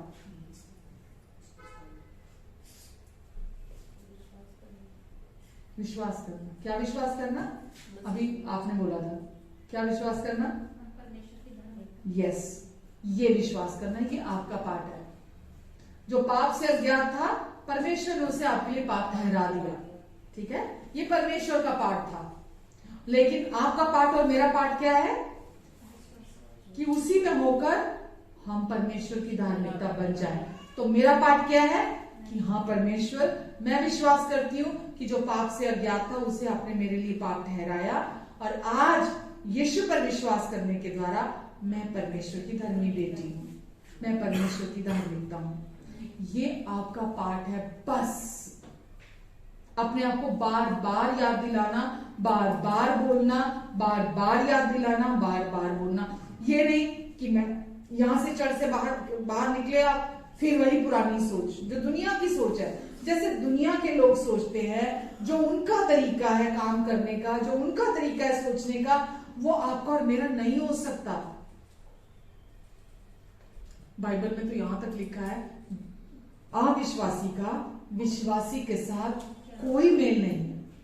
क्यों लिखा है ये बात? क्योंकि अविश्वासी हर समय चिंता में डूबे रहते हैं, अविश्वासी हर समय निराशा में बने रहते हैं, अविश्वासी हमेशा डरों से भरे रहते हैं, अविश्वासी आने वाले कल की चिंता में डूबे रहते हैं। इसीलिए अविश्वासी का विश्वासी के साथ कोई मेल नहीं। ठट्ठाबाजी, अविश्वासी का क्या काम है? सारा दिन लुचपंती की बातें करना, ठट्ठाबाजी करना, चुगलियां करना, दूसरे की निंदा करना, बुराई करना। अविश्वासी के साथ विश्वासी का कोई मेल नहीं है, ठीक है, उनका कसूर नहीं है कोई, क्योंकि बाइबल में लिखा है अच्छा पेड़ अच्छा फल लाता है, बुरा पेड़ बुरा फल लेकर आता है। वो बेचारे जानते नहीं है कि पाप का रोग लगा हुआ है उनके अंदर, प्रेम का रोग नहीं, पाप का रोग लगा हुआ उनके अंदर। पाप उनके खून में है, और जो है उनके पास वो वही तो देंगे ना आपको। हम भी तो ऐसे ही थे जब तक हम यीशु को नहीं जानते थे, हम भी तो ये ऐसी ही सोच रखते थे, हम भी तो बुराई करते थे, हम भी तो बुरा मानते थे, हम भी तो निंदा करते थे, हम भी तो जलन रखते थे, हम भी चिंता करते थे, हम भी डरते थे, हम भी आने वाले कल को लेकर घबराते थे, हर समय व्याकुल रहते थे, हम भी तो यही काम करते थे। लेकिन अभी क्योंकि जीवन नया आ गया हमारे अंदर, परमेश्वर ने हमें अंदर से बदल दिया। यीशु पर विश्वास करने के द्वारा हम नई सृष्टि बन गए। यीशु हमारे लिए पाप बने ताकि हम यीशु में होकर परमेश्वर की धार्मिकता बन जाएं। परमेश्वर ने हमें हमारे लिए यीशु को क्रूस पर श्रापित किया ताकि हम यीशु में आशीषित हो जाएं, ताकि हमारे तक परमेश्वर की सारी अब्राहम की जो आशीष है वो भी हम तक पहुंचे। तो वो सब कुछ हमारे लिए परमेश्वर ने कर दिया। और आज जब हम ये विश्वास करते हैं तो हम वही जीवन उत्पन्न करते हैं जो हम विश्वास करते हैं। आमेन, हालेलुया। तो अब आप कौन है? जब आप यहां से जाएंगे, बाहर निकलेंगे, फिर वही दुनियावी सोच, वही दुनियावी बातें। बाहर से तो हम सेम दिखते हैं। मुझे बहुत दुख होता है, पता है, कभी कभी 10 लोग बैठे होते हैं, 10 लोगों में से कौन आत्मिक है कौन शारीरिक है पता नहीं चलता बाहर से देखने में।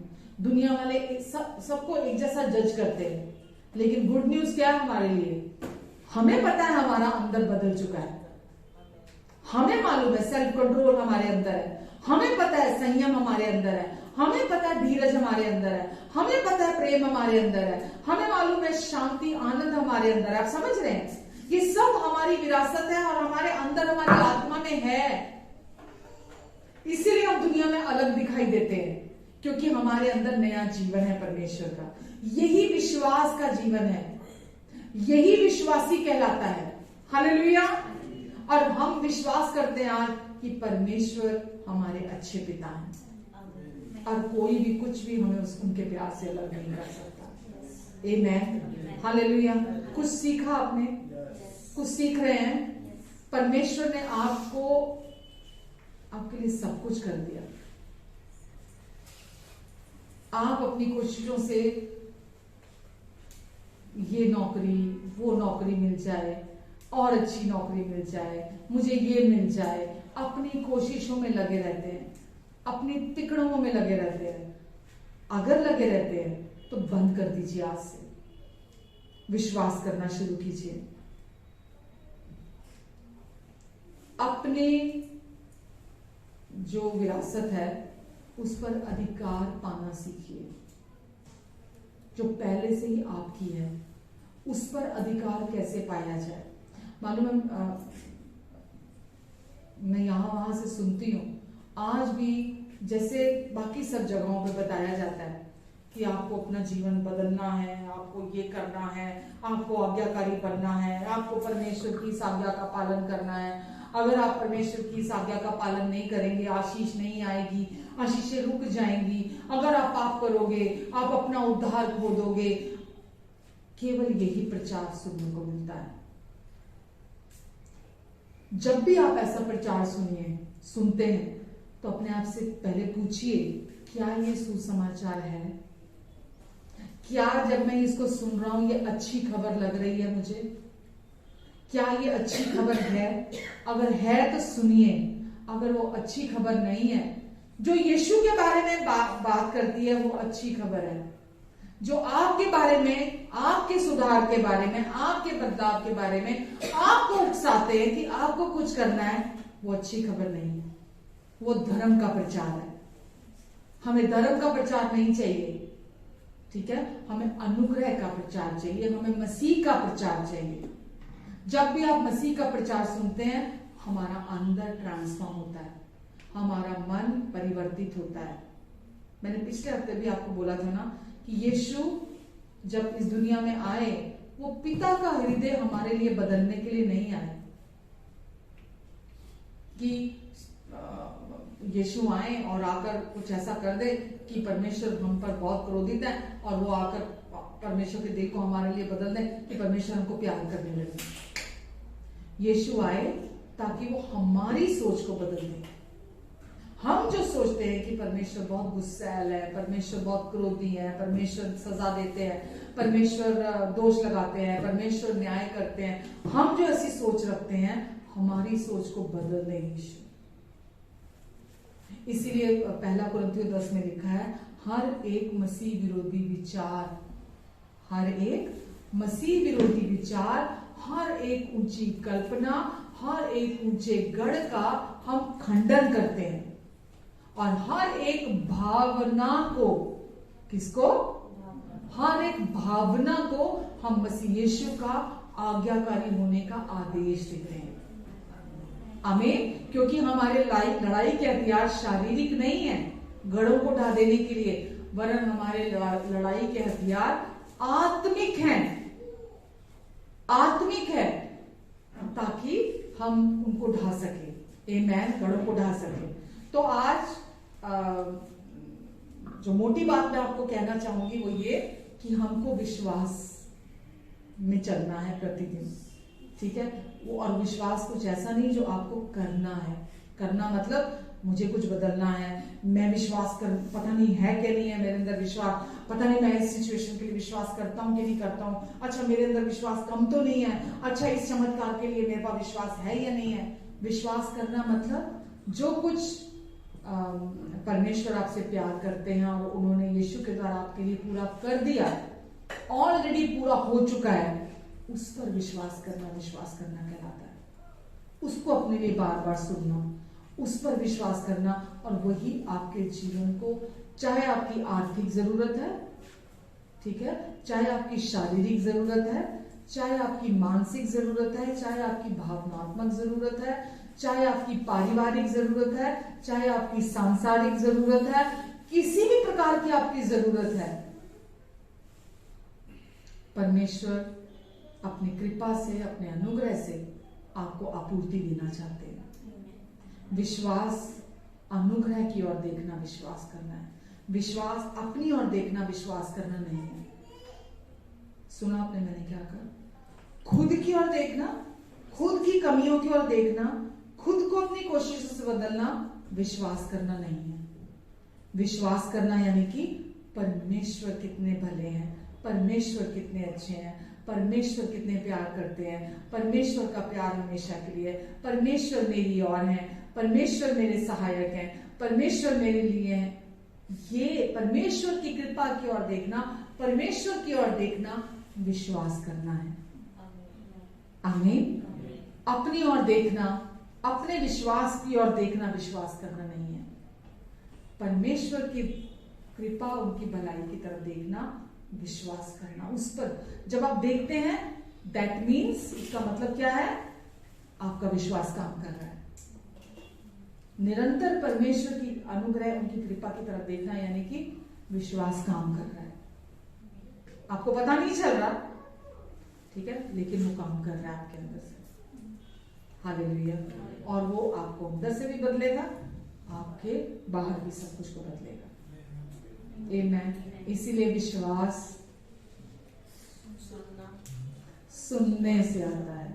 कैसे आएगा विश्वास? सुनने से आएगा। इसीलिए बाइबल में लिखा है, बोलने में, मतलब उस कंटेक्स्ट में तो नहीं लिखा, लेकिन ये लिखा, सुनने में तेज हो जाओ, सुनने में तेज हो जाओ।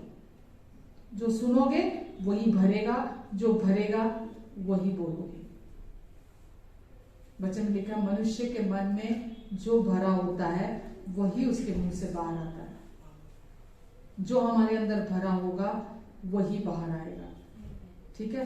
तो जो आप सुनोगे वो भरेगा, विश्वास सुनोगे विश्वास भरेगा, जो भरेगा। बोलना बहुत जरूरी है, क्योंकि नई वाचा, न्यू कवर्नेंट, नई वसीयत बोलने के द्वारा एक्टिवेट होती है। समझ में आ रहा आपको? यीशु आए थे हमें नई वसीयत देने के लिए, और हमें नई वसीयत में अपने संग वारिस बनाया यीशु ने। और वो नई वसीयत बोलने के द्वारा क्रियाशील होती है। जो आप विश्वास करेंगे, आपका मुंह बोलेगा। परसों मेरे हस्बैंड बोल रहे थे, वो बिग बॉस आता है ना, सुना होगा आपने, टीवी में आता है, नहीं यहाँ तो सारे स्वर्गदूत बैठे हैं। तो उसमें वो ना शुरू में सॉन्ग आता है, हम हैं बिग बॉस के वासी, हम में नहीं कमी जरा सी, समथिंग लाइक दैट, कुछ ऐसा है। तो इन्होंने सुना होगा, तो ध्यान से सुन लिया होगा।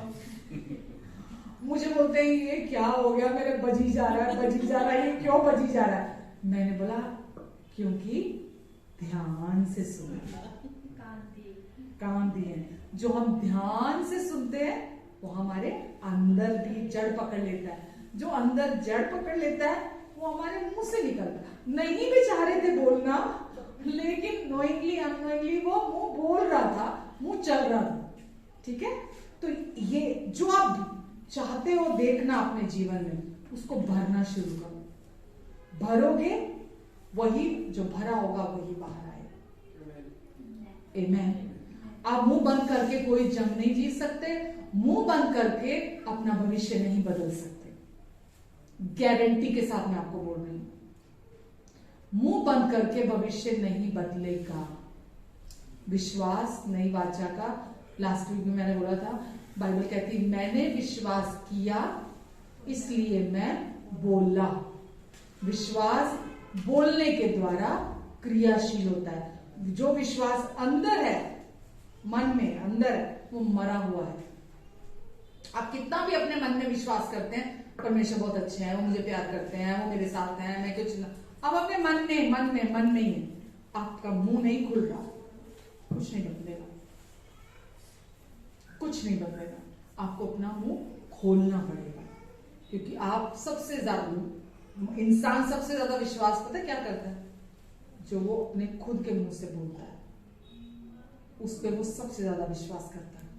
मालूम है आपको?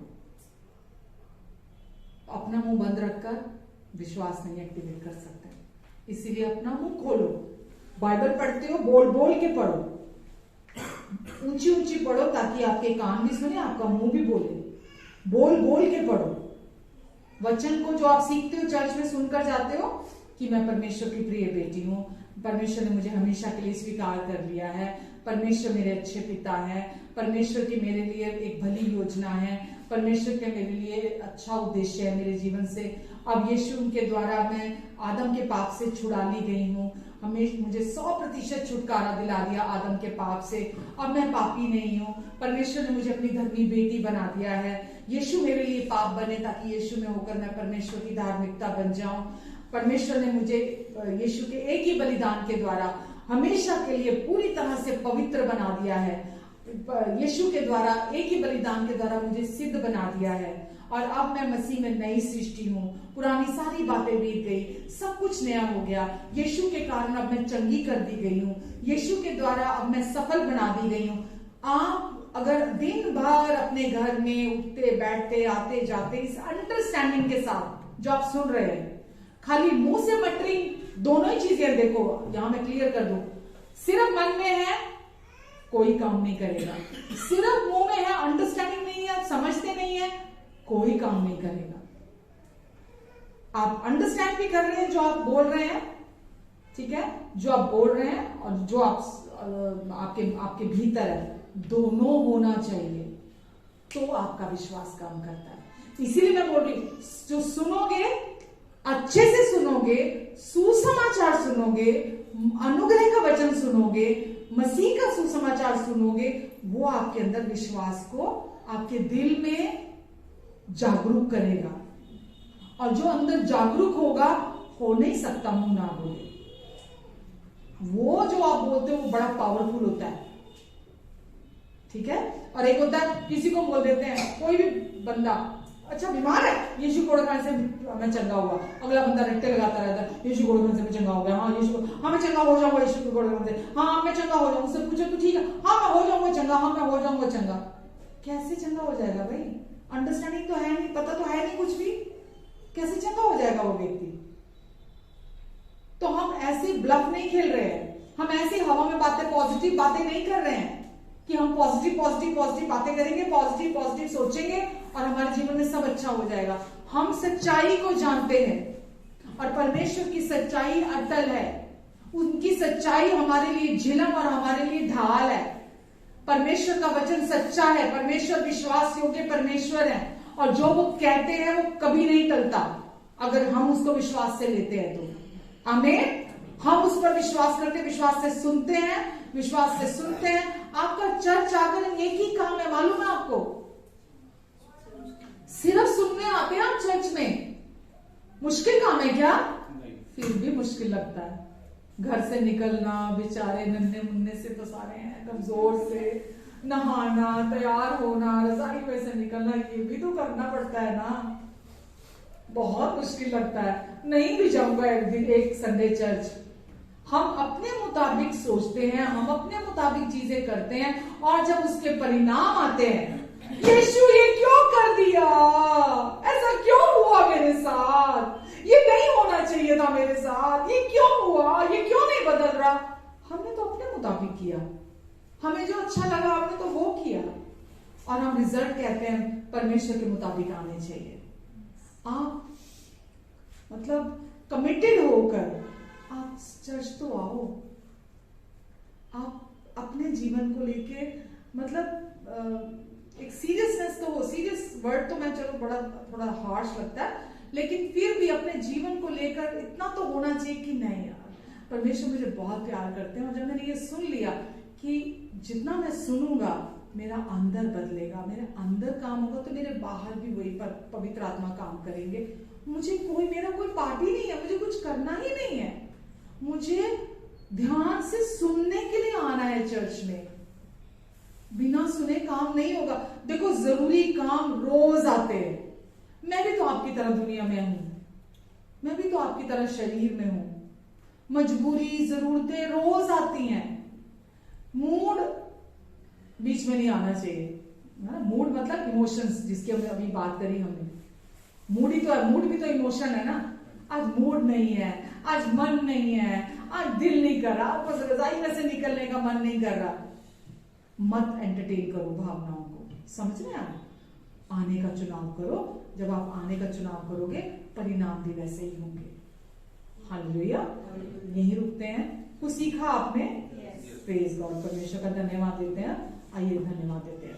पिता हम आपको धन्यवाद देते हैं परमेश्वर, आज आपने जो बातें हमें सिखाई, पवित्र आत्मा जी हम सारी महिमा आपको देते हैं। जो वचन के बीज इन सब के दिलों में आपने बोए वो 30 गुना 60 गुना 100 गुना भर लेकर आएंगे। इनके हृदय की उपजाऊ भूमि पर आपने वो बीज बोए हैं, और परमेश्वर मैं विश्वास करती हूँ इनके जीवन फिर वैसे नहीं रहेंगे जैसे ये यहाँ आए थे। धन्यवाद। आमीन।